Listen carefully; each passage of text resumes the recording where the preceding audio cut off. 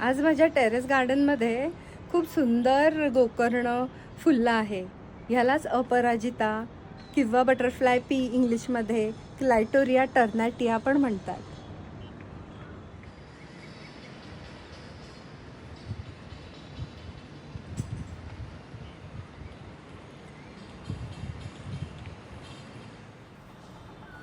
Hello, मी doctor Shilpa Naik.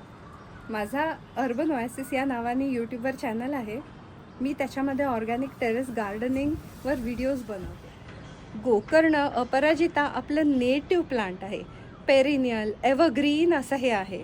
हे खूप easily grow होतं, वाढतं. कंटेनरमध्ये आपण लावू शकतो, जमिनीत लावू शकतो आणि हे मस्ट हॅव प्लांट आहे.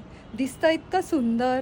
हे माझ्याकडे डबल व्हरायटीचं गोकर्ण आहे आणि ह्याची पानाचा रंग पण फार सुंदर असतो.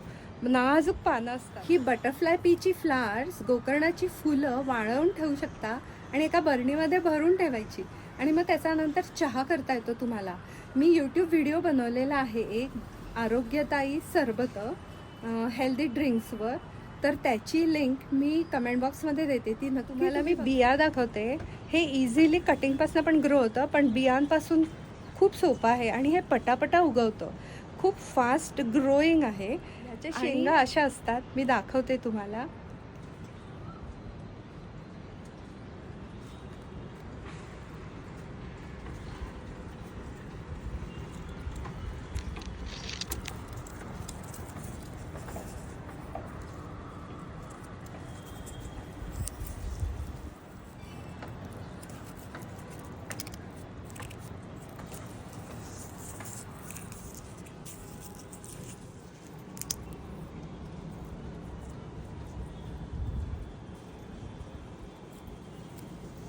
ह्या अशा बिया असतात त्याच्यामध्ये.